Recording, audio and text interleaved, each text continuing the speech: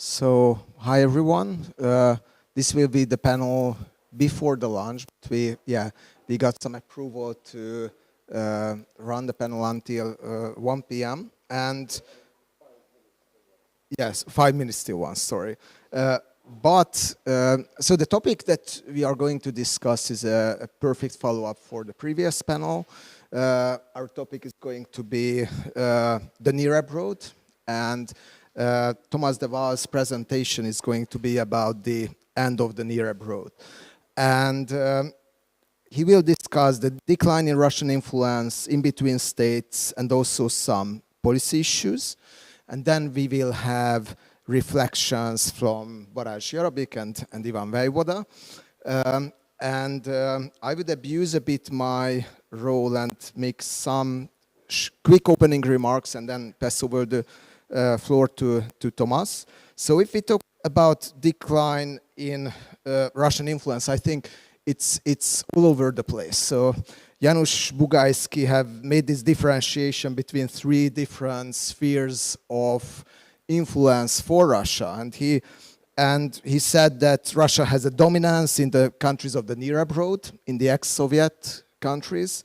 He has preeminence in the post-socialist Europe, so the post-socialist countries that were not part of the Soviet Union, and influence in Western Europe. And I think all the 3 have been on the decline in the last years. So the dominance, the preeminence, and the influence of Russia are all in the decline. If we take a look at soft power, it's pretty obvious for the first sight.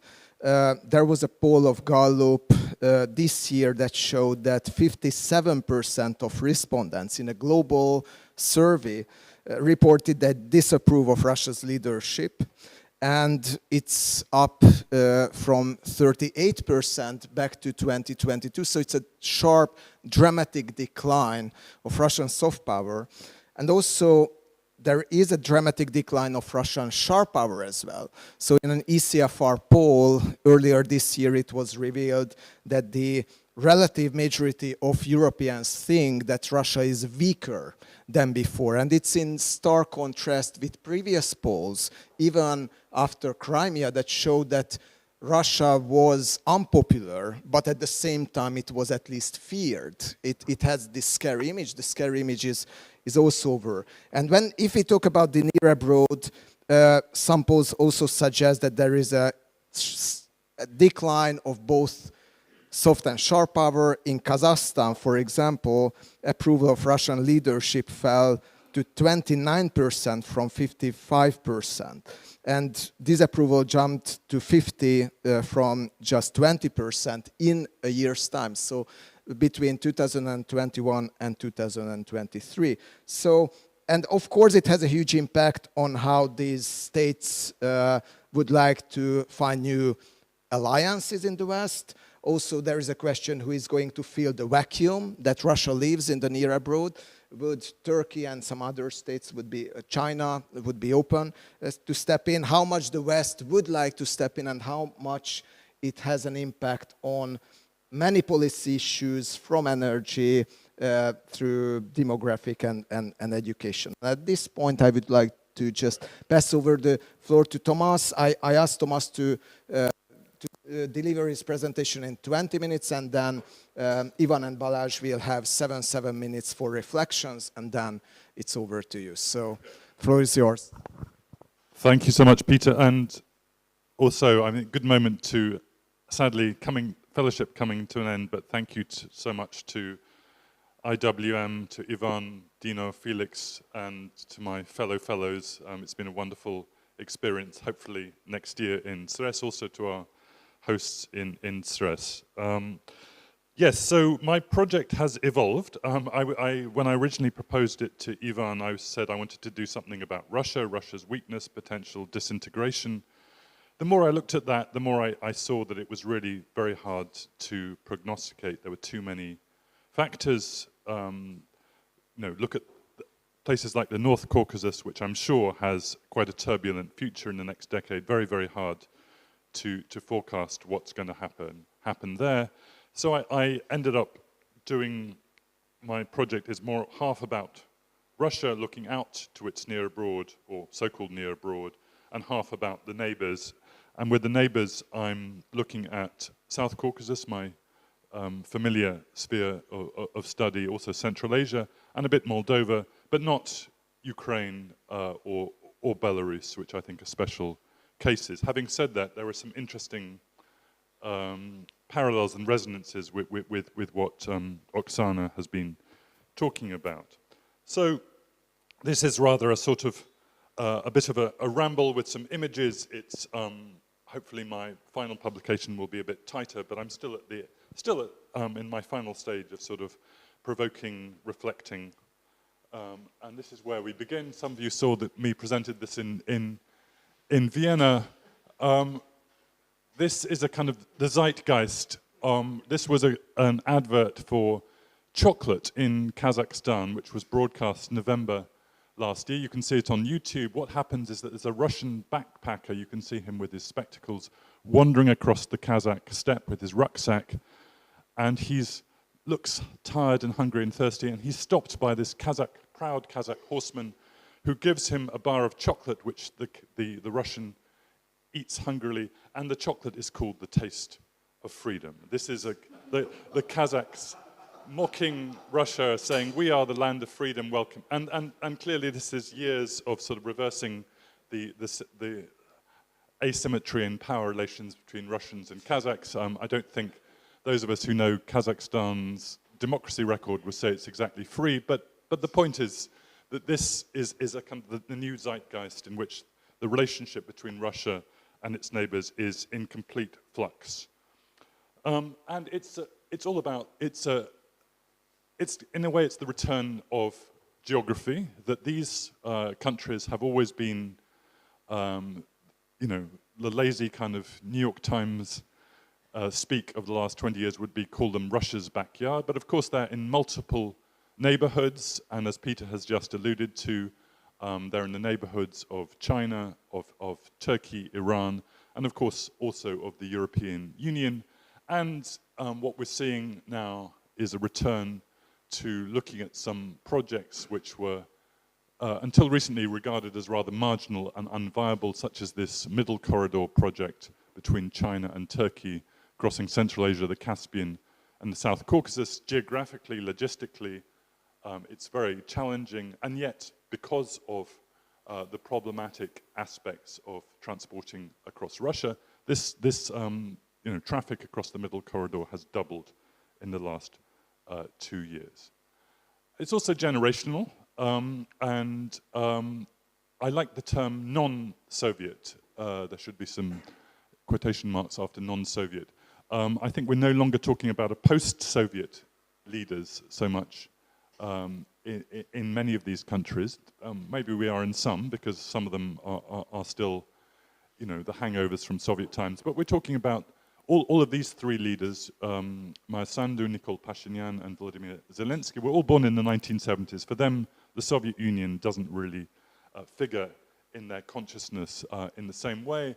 And that means that Moscow, they don't have the same networked connections with Moscow that other leaders do. People who studied in Moscow, someone like Ilham Aliyev in Azerbaijan, for example, still has, studied in Moscow, still has those networked connections. And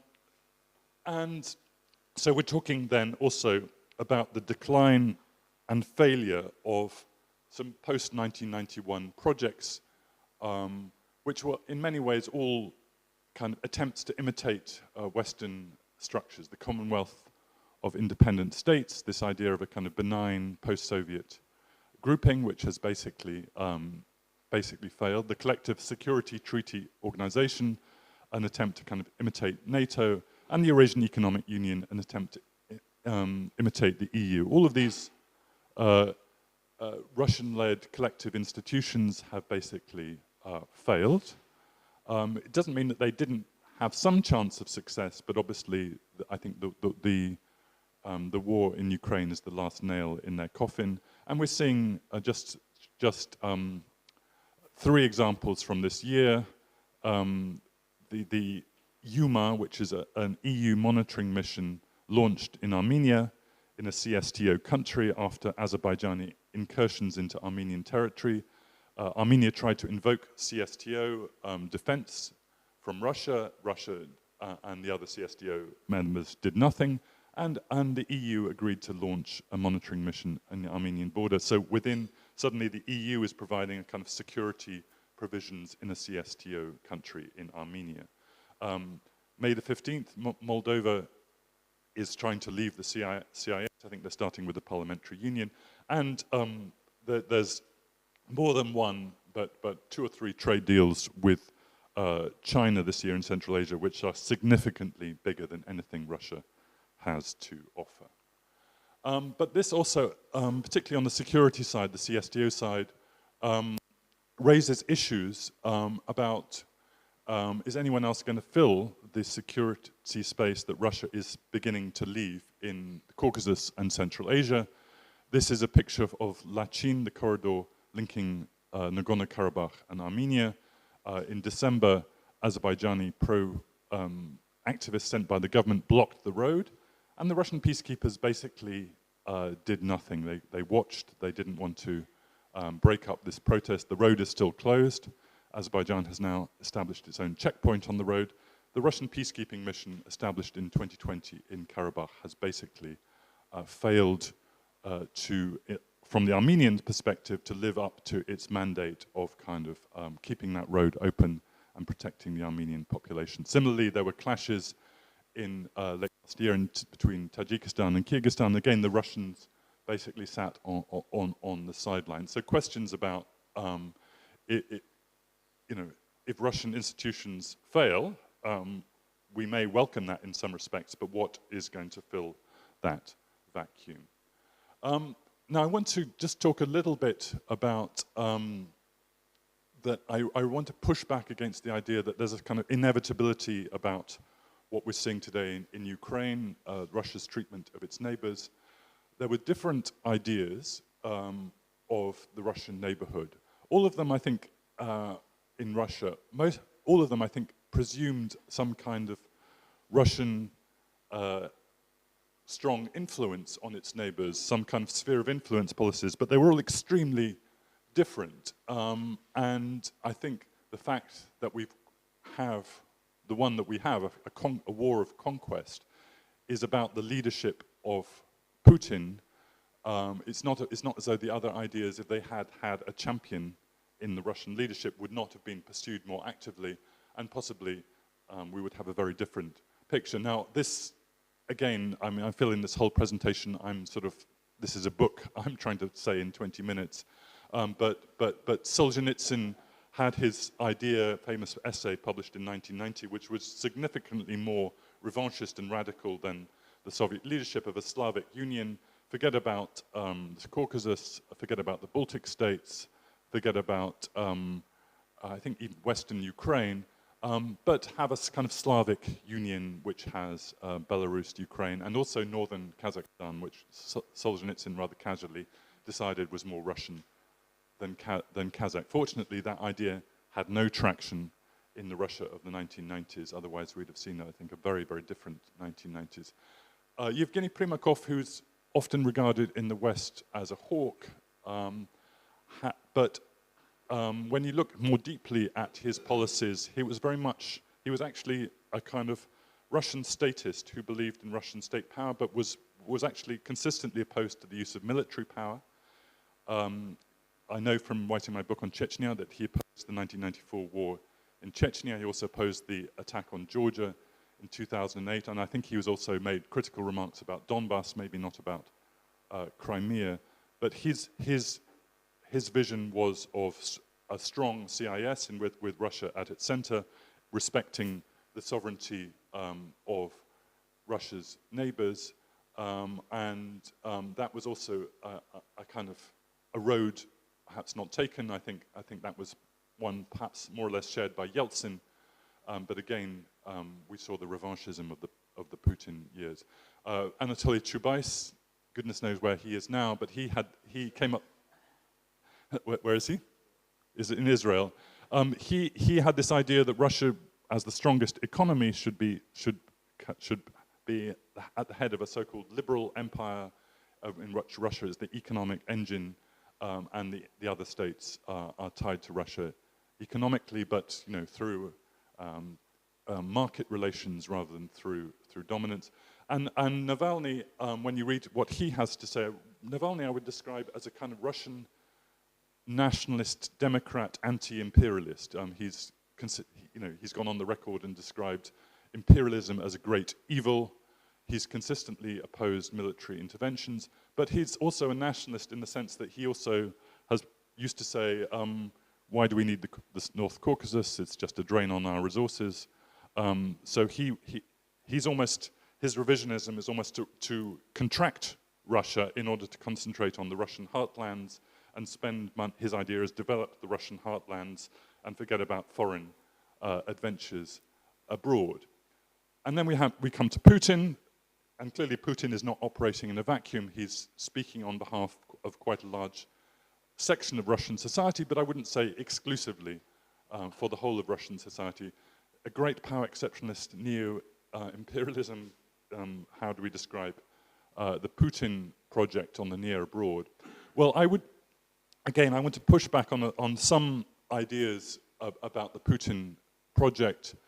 I would say he's a late convert to the idea of imperialism, that this really, before his infamous Ukraine essay, we didn't really see anything substantial from Putin which was imperialist.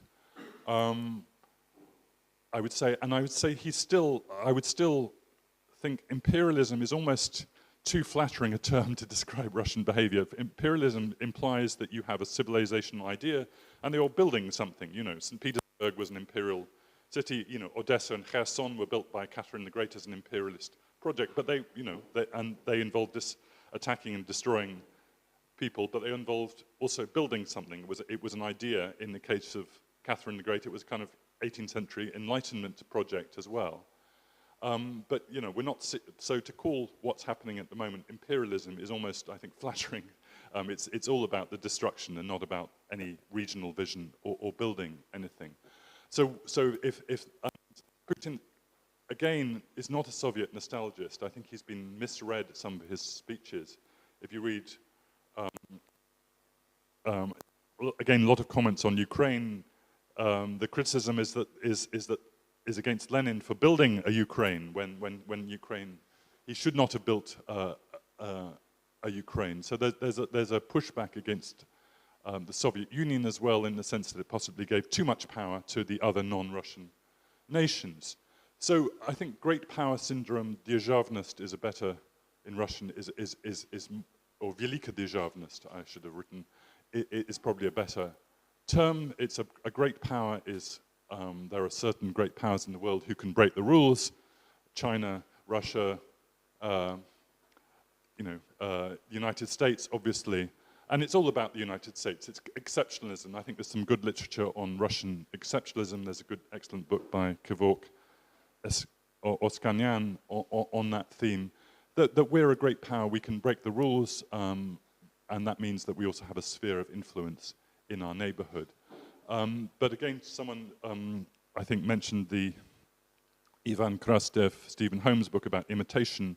I think revanchism as imitation, again, that we pick and choose things that the United States in particular has done and try and say that we're doing the same thing, is also quite a good explanation. So in that sense, I think what we're seeing, I would argue that clearly there is an imperialist content to it, and there's I would say 20-25% of the Russian elite is clearly quite imperialist. But in Putin personally, I think it's about projecting power and violence, and therefore there's no regional vision, and we should be expecting the arbitrary and the unexpected. And again, just to finish on Putin, this is his famous 2005 speech where he talks about the Soviet Union being a major geopolitical disaster. But I recommend you look at the speech because it's mainly about Russian sovereignty. There's even quite a lot in it about Europe. It's quite, he's invoking Europe a lot. It's a different 2005. it's all about the idea of Russian sovereign, our Russian sovereign state. We tried to build it, it's under threat. And the epidemic of disintegration, which I have reversed.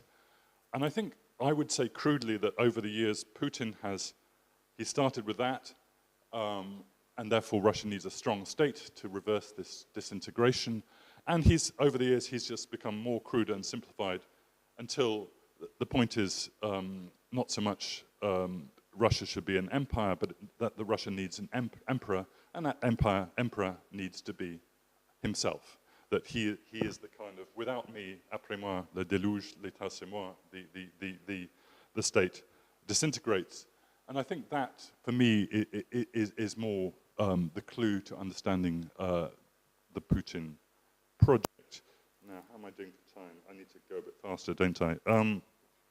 So let me just talk a bit about the other states. Now, yes, just one important point. Again, this again, I think is an interesting fact that that the blue, the red is would you like to see Russia in the first place as a great power which is respected and feared by other countries? That's the red, or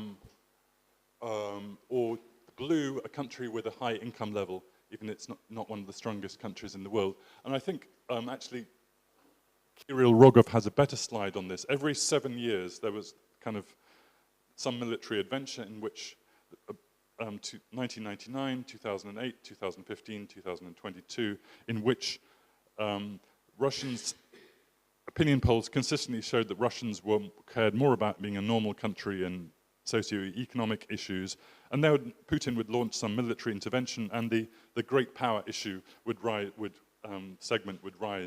in the population. So it's almost like I would call that the military dosage being injected into Russian veins every 7 years. Now, post-Soviet states, don't really have long enough, but I would say my critique of these post-Soviet states is that obviously they built up sovereignty and independence as a protective measure, part of nation building, but this has become that this is there's also a Soviet legacy here of this fetishization of sovereignty. This is why using this example from Azerbaijan. Azerbaijan built the tallest flagpole in the world in 2010. They spent some crazy sum, like $50 million of it. Tajikistan then responded by building an even taller flagpole, and I believe that goodness knows, Tajikistan is even poorer was a lot poorer than Azerbaijan at that point. And I think Azerbaijan then responded by building an even taller. So this for me is a rather cliched way of making the point that these post-Soviet states, and I think this is a Soviet legacy, have kind of worked so hard on building up their sovereignty that they haven't understand about the modern concepts in the world about sharing sovereignty and cooperation, particularly in the economic sphere. And so, again, this is a whole presentation in itself. It's all again, my point really here is that there's a kind of decolonization narrative that you're hearing during the Ukraine war, that the Soviet Union was all about Russia dominating other nationalities. And I think the reality was that there was a kind of cascading power relationships, a kind of matryoshka doll, in which Russia was abusing the other smaller nationalities, but in each Union republic there was also a predatory national elite who was in charge. That the minorities in that republic were also abused, and this legacy still lives with us. The so-called titular nation, the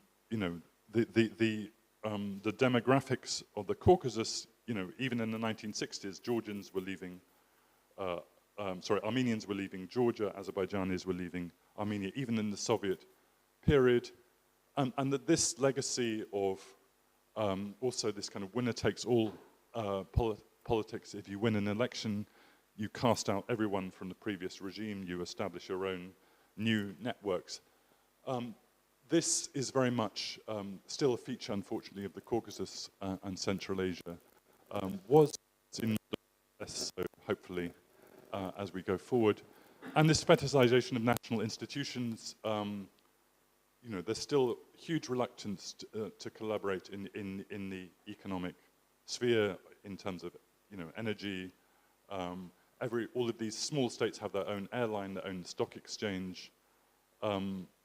Look at the Baltic states have just basically started to work on a common stock exchange because they don't suffer from this syndrome. I'm going a bit fast, but look at this quote. So now in the where does this leave us now in the context of the Ukraine war? Well, as in between states, this is a quote from Nikol Pashinyan, who often speaks his mind a bit more than he should when he says, even though Armenia is a formal Russia ally, he actually says we're not Russia's ally in the war with Ukraine. But he's also saying we don't really have anywhere else to go. And I think this describes pretty much the position of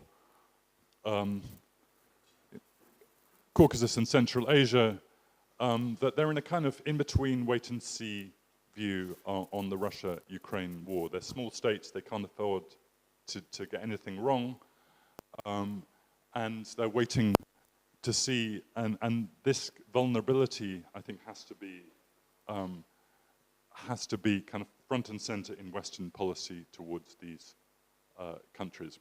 Don't get played by them, but also understand their volatility.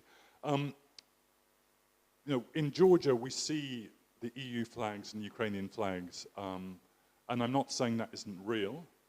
There's strong support for the EU in Georgia, but we don't know quite how deep it is when 80% of Georgians say they want to join the European Union. There's no downside to that question. And this is an interesting poll from last year, which basically shows that 50% of the public was broadly supportive of the Georgian Dream policy, which is basically to stay out of the war and not do much to help Ukraine. Sorry, I promise not to go too far to that side. So I think that's, again, when we go to Tbilisi and we see our European friends, and we need to understand that Georgian society as a whole is a bit more equivocal, and that this is the electorate that Georgian Dream is relying on. So this is Bidzina Ivanishvili, kind of the oligarch behind the scenes, the de facto leader in his James Bond palace above, James Bond villain palace, shall we say, above Tbilisi. I visited him before a couple of times there. And Gia Nodia, the political analyst, is making the point here that it's not that Ivanishvili is pro-Russian. He's kind of, what he wants is kind of independence with benefits. It's strong Georgian sovereignty with the benefits of also keeping up relationship with Russia. And what we're looking at is this kind of play Russian rules, which comes more naturally to him. So just to say, economic links, Georgia's now importing more wine to Russia than any other country, Italy. So this is one of the effects of the Ukraine war, is actually the economic links between these countries and Russia have now, in many ways, strengthened, and partly because of Western sanctions and the withdrawal of Western companies from the Russian market.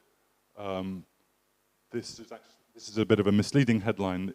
This actually shows that most Georgians actually approve of that policy. They either want to keep the same level of economic relations with Russia or to deepen them. And these are policy issues which would take me many minutes to. I'll just leave that maybe up on the screen.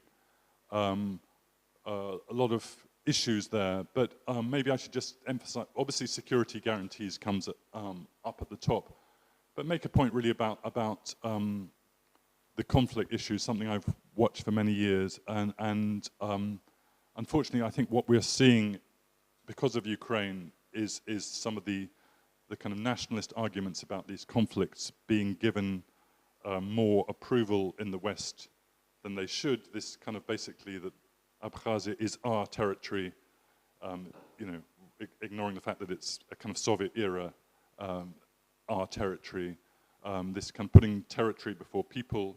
We even had a bit of that, I think, in Chisinau, the way some Moldovans talked about Transnistria, not sensitive to the fact that its history, that it wasn't part of Moldova until 1940, that they have a different, you know, identity politics there. It's all about the territory, our territory, and we need to kind of beware, just because Russia's aggression in Ukraine and Russia supports some of these places, that there are not legitimate issues for the local populations in Abkhazia or Transnistria or whatever. You know, maybe we should perhaps even add Crimea to that list, discuss basically a people-based approach to these places rather than a territory-based approach. And then also the issue, I think, of poverty of these rural populations, who I think also too often go below the European radar. And these are the people who are benefited from trade with Russia. For them, it's maybe the difference between being absolute poverty and getting by. And so policies towards these countries need to address this issue of the rural poor, who are the kind of natural electorate, and this gets back to maybe to a bit some things you were saying, Oksana, natural electorate, the kind of conservative, religious, rural population of a more sympathetic to Russia. And if we don't engage with them, then Russia in the future may have better arguments for them than we do. Thank you.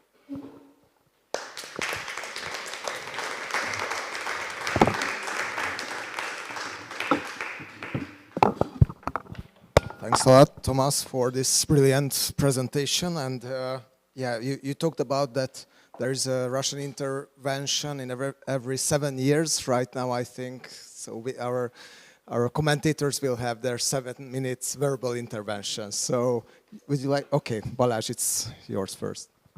Thank you, Peter, and thank you, Tom, much appreciated, very rich and very comprehensive context and framework, which I have a few points and also a few questions about that. Maybe if you can get back the recommendation slide, that would be great. But first of all, I think Peter also already mentioned in the introduction, indeed, you know, Russia's absolute weak point, when always in the neighborhood as well as elsewhere, is soft power, right? I mean, Russia was the fear, right? I mean, Russians are being feared. I remember when I was started to go to Belarus 15 years ago, maybe even 20, and I was asking the Belarusians what is their relationship with the Russians, and I said, look, we are the only one who are selling Russia that we love them. But that's a selling point. It's not really a love. So, and indeed, that's also an imitation of, you know, and now they're in the situation where they're stuck with Russia. And, you know, you see that, you know, the nuclear weapons I see as a stamp, a Russian stamp over Belarus, and a little bit over the Belarus sovereignty as well, although I think Lukashenko will continue the balancing only with China and not with the EU at this stage. But so, you know, as I made my presentation, the war as a solution, I think Russia turned to war as a solution. And until the war in Ukraine is over, these conclusions can change. At this stage, Russia is being weakened, for sure, when it comes to conventional power, military, as well as, and also because of the Ukrainian info war, you know, is being defeated certainly in the West when it comes to any kind of image, you know, which is heavily influencing on how we think Russia.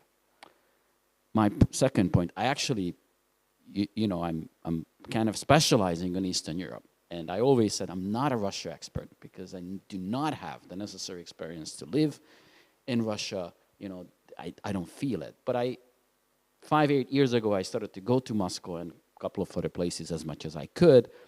And I just realized that after the war started, 80 or 90% of my sources were gone. They're all in the West, some in Dubai, you know, and so on. And I think this is also like we have less and less understanding what's going on in Russia. And our understanding is also filled with, you know, the neighbors' views on Russia, which is inherently, as you're saying, you know, coming with a certain understanding as well as a certain wish. As, for example, the decolonization model I considered as a wish. I do not see necessary structural factors behind this. Is more as a wish, although I'm not sure we should, you know, what does it mean for European security, Russia decolonization or disintegration is a completely different topic. So until the war is ending, it's a bit premature to say how it's exactly gonna have, you know, if, big if, Russia would emerging as a winner, doesn't look like that, don't just as a hypothesis, then actually war as a solution would work. Look at Armenia and Azerbaijan, right? The Azeris started the war. Does it work for them? We have to conclude then yes, it seems like, right? It's a different story how the Russian-Armenian relationship is gonna change. But nevertheless, war as a solution, we have been seeing in action and with for the Azeris who started the war with positive outcome. So also, you know, if you look at the current Russian, and again, much depending on how Russia is able to address the war situation, so far is not too successful, but it's not over yet. A couple of other kind of factors which I don't have the answer, just gonna name, which I think is gonna have a big impact on these kind of research and where this is gonna be heading, beyond how the war is gonna end. The second, which I mentioned yesterday, you know, one of the Putin motivation is not necessarily imperialism, but transforming Russia. The war has such an impact already on Russia's state, society, economy, you name it, that, you know, the Putin regime either changes or it's gonna collapse. And this transformation of Russia, which I think is one of Putin's greatest motivation, is already in the works. And this is what we need, at least. I don't know how it's gonna be working or how it is working. Because again, I think we have a growing gap in knowledge and increasing, and the other side of the gap is the info war. So that transformation should be also a prime focus, what I think. Number 3 is relationship with China, Russia relationship with China. Not an expert, recommend Sasha Gabuev and others, very unclear at this stage, right? And number 4,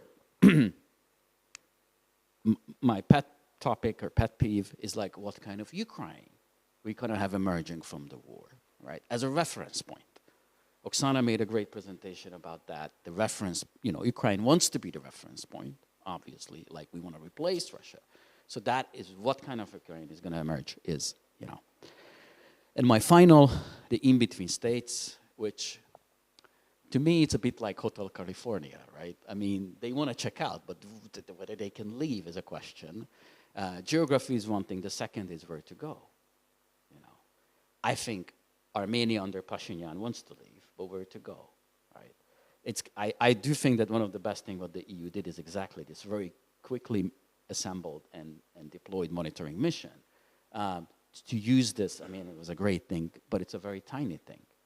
And so, again, Ukraine comes first, but not even the integration of Ukraine is going to be, to me, here, but Moldova, which I already mentioned, and here, what Moldova will going to do, the integration of Transnistria. How it's going to be working out, what Moldova is going to do with Transnistria. What going to be the models, the actual upcoming relationship with the Transnistria.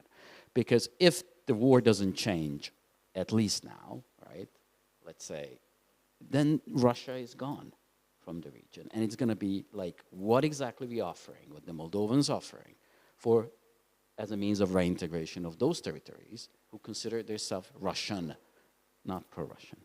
So these kind of things, and my last point actually, the Georgia, which, you know, and it reflects to the war as a solution point. Georgia did have a war with Russia in 2008. And when I'm engaging with my Georgian friends and sources, and they're saying, we don't want to have another war with Russia, okay? So that is the very much underpinning feeling of the Georgians behind this. It's not only Ivanishvili, it's not only the Georgian dream. I think a lot of my very pro-Western Georgian intellectuals, friends, are fully backing this because we don't want to have a war. So war, as a Russian power, is working in the region, in my reading. Thank you.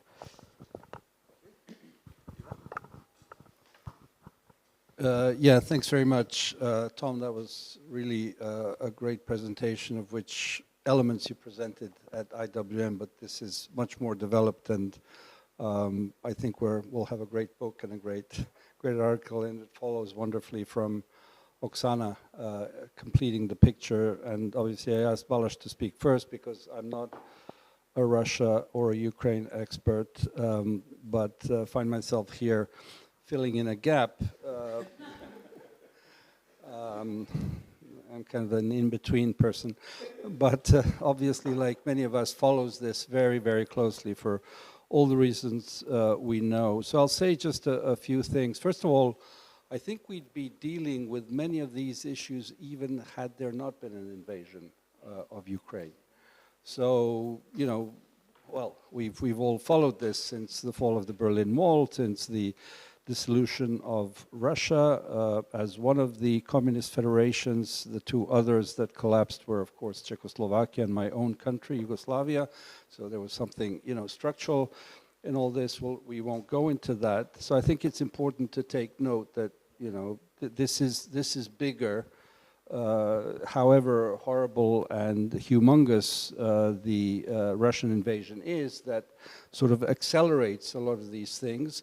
But as Oksana was rightly saying in her presentation towards the end, what are the politics that emerge from this in the case of Ukraine, clearly, but also in many of these countries?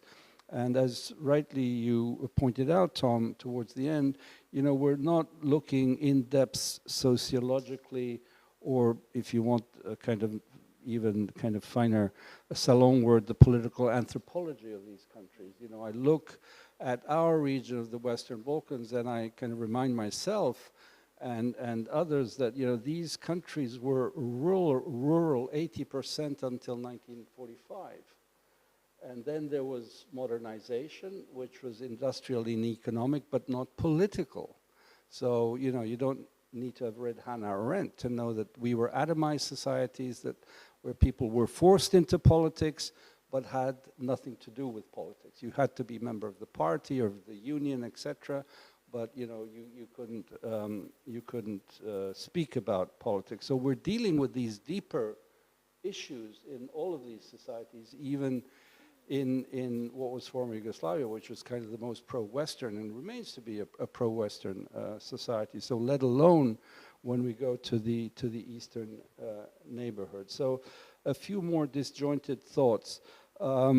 There's, and I speak because of, you know, all things being equal, in Serbia you have this feeling of the missing limb. You know, this was a country of 22 million people, non-aligned movement, you know, Tito dealing with America and the Soviet Union, with Nehru and Nasser, you know, the third power. And so suddenly this is a diminished country that's missing its limbs but feels that it has them still. Now, of course, in the case of Russia, it's much more huge, right? So there's, you know, call it post-imperial hangover or the missing limb. It thinks that it can throw its weight, and it is throwing around its weight in the worst way, and you described that very well. In alluding to the fact, and I think that's very important, you know, what kind of imperial it is. Well, it's basically throwing around your violent weight. There is no project there except to integrate something that you feel is necessary for your security. And as many of us have said, you know, you don't want a West Berlin next to your East Berlin. I mean, that was very clear with the Maidan, with the Orange Revolution. You know, simply there's an element of there. My two visits to Moscow, thanks to Ivan Krastev German Marshall Fund, we met with a lot of senior leaders and journalists and think tankers, you know, in their former incarnation. And what I came away with is, obviously Moscow is not Russia, typical, you know, cliche statement, but you feel a society that is bursting with modernity. Everyone with their iPads, in the city, it really has that European feel. And then you talk to these people and you see them, and what's the takeaway? The takeaway is that, so, you know, if there were a normal political dynamic, this was a society that would be opening up and politics would follow. The reaction is visceral. The elite and the leaders say, goodness gracious, what will happen if we open the floodgates? You know, we will be swept away, so the reaction is just close and keep the tightest control possible. And that's what we're dealing with. That's, you know, what you call the predatory national elites. And we see that in different forms, in smaller examples like Bulgaria or Hungary, or in my country, you know, Romania. Thank you.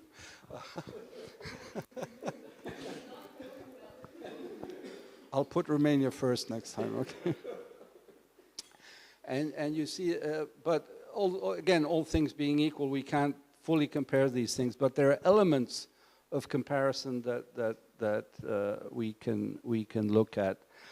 And then you have, you know, this question that others have mentioned, and we were in Moldova this year's fellows and in Odessa, and thanks to Oksana again for helping us and our friends.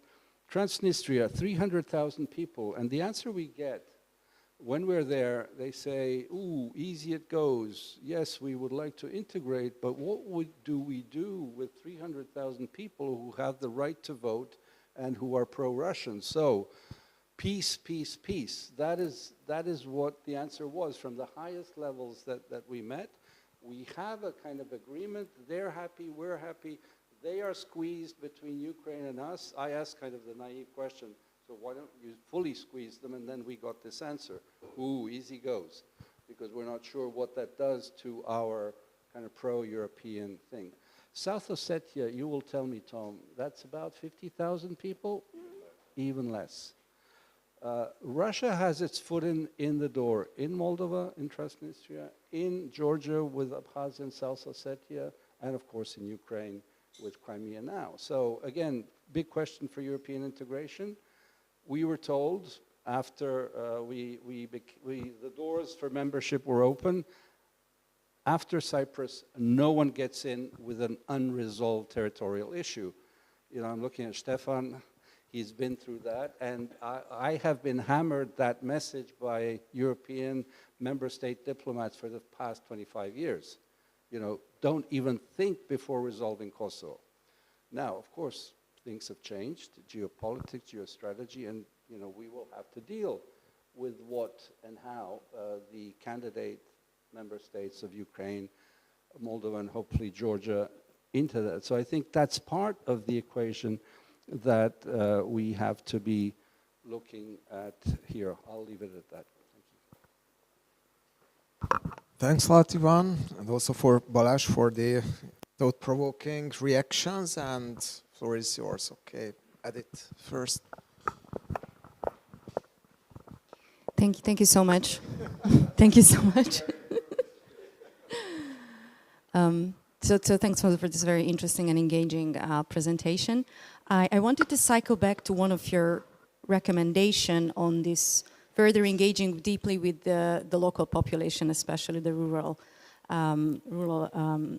population. And I wanted to zoom into Georgia a little bit because it seems to me that this could be one of the most difficult customer when it comes to, you know, decreasing the influence of Russia. And some experts like Ian Bond from UK, he has been arguing many times that while Moscow's attention is elsewhere, the best possible way is to try to undercut the influence of Russia in countries like Georgia and Moldova. And I've been spending some time in Tbilisi a couple of weeks ago, and it occurred to me that like Stalin himself and the history of memory and how it's being instrumentalized became the gateway of Russian influence, strategic disinformation, and so on and so forth. So I was just wondering, what do you think, what would be the best way to get about it when it comes to pulling some heartstrings within the local rural population when it comes to this specific issue of, you know, historical politicking and history of memory? Thank you. Yeah, I would like to challenge this idea of promoting regional cooperation because, well, it's a good idea, of course. We are all for good. But do this country even have these options? For example, what option Armenia has for regional cooperation, with whom they are basically surrounded with rivals, to put it kindly. Or, for example, Kyrgyzstan and Uzbekistan, which has artificial border and which is actually a ticking bomb. We remember OSHA in 2010, how it ends. And I think we can apply these questions to almost every country in the region. And I'm not sure it would be fair to refer to Baltic states as a model. Because and to be honest, all these Baltic states, at some point they had this nationalist agenda, which was always the mean for modernization. And the only kind of modernization these countries has, for example, like Kyrgyzstan, it's Soviet modernization, and that's a problem. Baltic states have several of them. So that's the 2 points I would like to challenge. Thank you very much, Tom. Fantastic presentation. Really enjoyed it. One of the highlights for me was your description of Putin, late convert to imperialism, great power syndrome, exceptionalism, very much fixated on the model of the US somehow in the way he thinks about the world.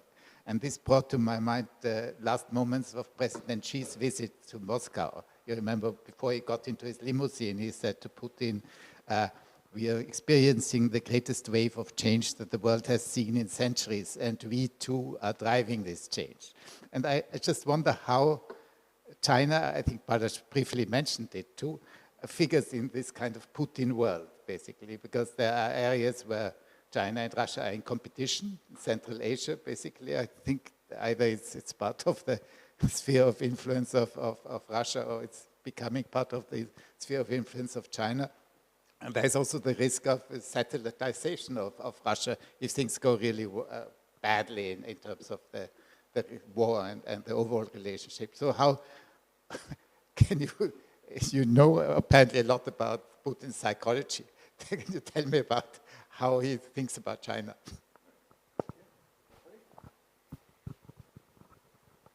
Thank you, Tom.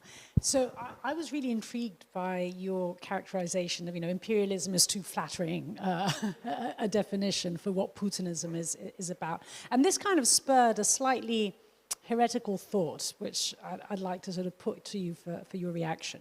So, the imperial lens often leads one to basically say, well, Putin, given that this war is driven by an idea, Putin cannot afford to lose this war because it's about imperialism. So if you are defeated, you have a problem, Houston. However, if it's not imperialism, if it is the definition of Russia as an anti-Western, closed, whatever adjective we want to use, state, well, actually, Putin could lose this war and win it as well. You don't need to win the war to win the war. If, you can lose the war and win the war, if you see what I mean, in the sense that as a result of it, a Russia that loses this war will be closed, anti-Western, sense of victimhood, all other things that Putin will be very fond of. Yeah, I think that's right. And to look at it from the other perspective, we've often thought from a comparative lens with our research program, so we're looking at Syria, Sudan, Somalia, etc. Clearly, in some respects, Putin's aim is not an imperialist Ukraine under the yoke of Russian Putinism, right? But could be a failed state in Ukraine, the collapse of Ukraine into political fragmentation. And as a segue to my actual question, I was going to ask about engage more deeply in conflict resolution and outreach to minorities, which is very difficult to do in practice. One of the things that our colleagues at the University of Edinburgh have done is built this peace agreement settlements database. And it shows since 1991 that Russia is one of the most prolific signers of peace agreements. This then raises questions, I think, for the nature of peace agreements. Are they actually bringing about something that we could consider a durable and sustainable peace, or are they institutionalizing frozen conflicts in one way or another? They're currently augmenting the database at the moment to add mediation, so not just signatories, but mediators. And the assumption is that Russia will do quite well on that metric as well. So my question is, like, the decline of Russia as a credible peace mediator in the ex-Soviet states seems to be a key part of this picture around its geopolitical influence after 2022.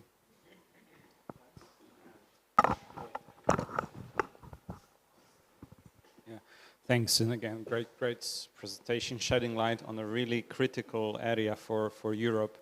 So two very brief questions. One is, to what extent what we have seen as and probably that's how it should be assessed, the increase in agency of civil society, like in Armenia, has a transformative power in these countries, all of the countries that you've been talking about.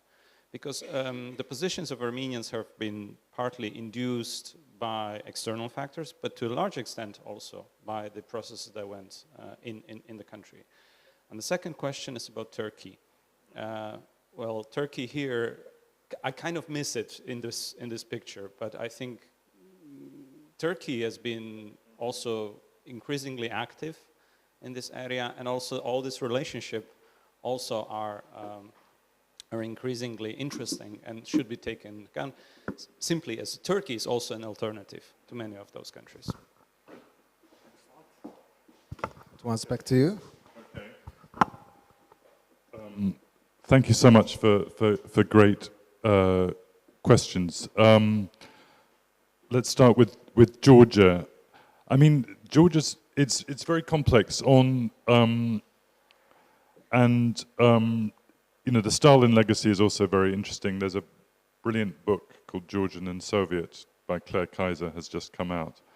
And I think we all knew this, but she goes much deeper into it. That, you know, the idea that Stalin was, well, he was a Marxist as well, but he was two other things. He was a Russian imperialist and a Georgian nationalist at the same time.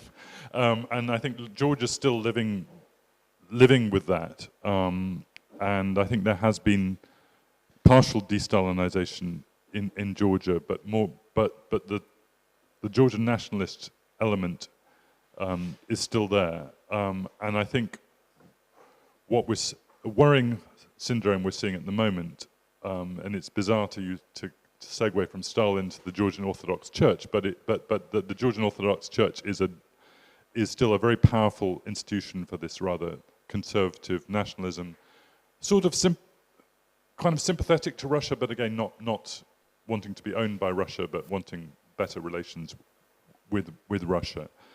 So I think, and this is where I get back to the rural population, because I do think they are open to new ideas. I think the 2008 war, was a shock for the whole of Georgia, not just for the pro-European intelligentsia.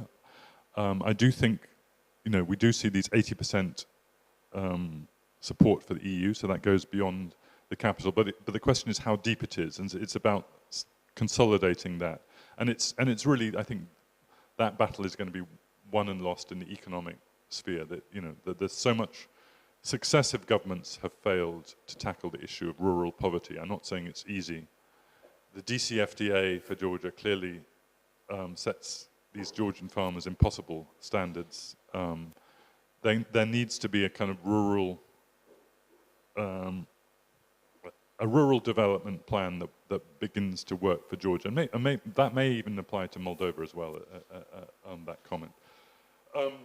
So that's much more to say. Regional cooperation, Oksana. Yes, you're right. I mean, obviously the kind of good interstate relations needs to come first before you can cooperate. But you know, Georgia and Armenia are also neighbors at peace. And I'm talking, but it's, when we get back to the idea of the predatory national elites, there's still this, these elites don't see benefits in regional cooperation because it reduces our rents and our profits. But, you know, start with things like electricity, you know, linking electricity grids and water cooperation, issues like that, and then before you move on to kind of more stronger economic measures. But it really is a luxury for these small states in this age that they've all got their, you know, they've all got their little stock exchange, their national airline, their national, you know, these things really, you know, all the literature on small states shows that small states survive best in the world if they are part of larger organizations. Look, obviously EU being the prime example, and that's even more true surely now than it used to be. Stefan, about China, you know, I'm really not a China person, but I'm struck, was it you, Wojciech, talking about these categories of nation which are, you know, look to the future, look to the past. Well, China seems to be the China successful brand. Clearly, they managed to both look to the future and to the past. So they have a kind of global projection where they look to the future and they have an economic model, but they also have this civilizational model looking to the past. Whereas Russia, I just don't, there's no, it's just the poverty, intellectual poverty of the Russian elite is what strikes you there. And that's surely going to be their fundamental weakness in the modern world.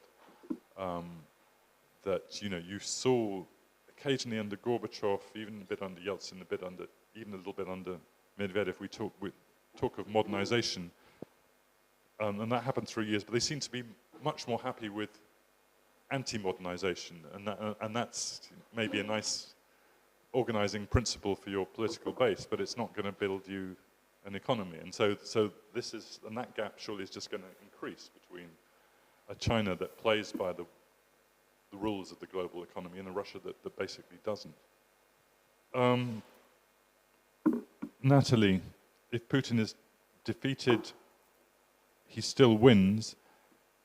Yes, but I would like to think that that actually this war, I think, and you see this when you talk to, or hear this when you talk to Russian experts, they basically say that almost all the Russian elite knows that this war was a catastrophic mistake. They're either too afraid, too cowardly, or whatever to do anything about it.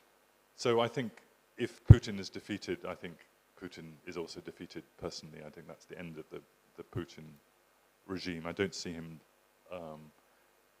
even if there's a frozen conflict, even if the war freezes on current battle lines, I think Putin will still have a struggle to spin this. He'll, you know, he has a lot of information resources to do. He'll still struggle to spin this as a great victory for Russia, and I think there are people on the nationalists who will say that he fought a half-hearted war, and there were the kind of globalists who said Russia was joining the world and you stopped us, and those two, neither of those two camps are going to be kind to Putin in the future. I guess the only question is timing when that happens, but I don't see Putinism. You know, I don't think Putinism will be around in 5 years' time. Peace agreements, Luke. Yes, I mean, and I kind of agree with you. There's also data from the Uppsala Center in Sweden which shows that 50% of peace agreements fail within 5 years. So I'm not, but in a sense, I don't which is why I'm trying to sort of, I don't believe in, oh sorry, we have to wrap up, don't we? I'll try and be quick. I believe in more in incremental measures. I think Balázs alluded to this, Transnistria joining the DCFTA and reorienting its economy towards Europe was you know, clearly they had many favorable conditions to that happen, but that kind of incremental offer to these countries, to these territories, I think it has to be, you know, without necessarily a kind of document on the table, has to be the way forward, and offering them, you know, offering them things which change their worldview, again, which is getting back to this kind of people-centered rather than territory-centered approach to these conflicts. And finally, who was it who was asking about agency of civil society? That was you.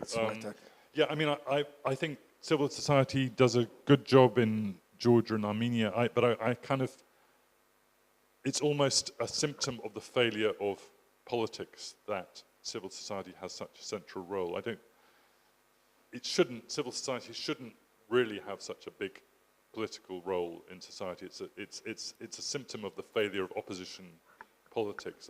In an ideal world, I would like to see civil society take a step back and be more, you know, technical expertise, but they've kind of had to, almost by default, stepped into this vacuum in both, and in Georgia currently the opposition is so pathetic that the only people holding with any ideas are civil society. So they're important, but I kind of worry that at the same time that it's a bit unhealthy. Turkey is a great topic. I think I'm not a Central Asia person by any stretch of the imagination. People say that Turkey's role in Central Asia is actually a bit overstated, but Azerbaijan, for sure, Turkey, the reason Azerbaijan is able to throw its weight around to kind of play this new mini-hegemonic role in the South Caucasus is absolutely thanks to Turkish support. Okay, thanks a lot, Thomas. And yeah, there would be one more question from Olivia, but unfortunately we have to wrap it up now because the lunch is waiting. So thanks a lot for Tom, for Ivan, for Balázs, for this intervention.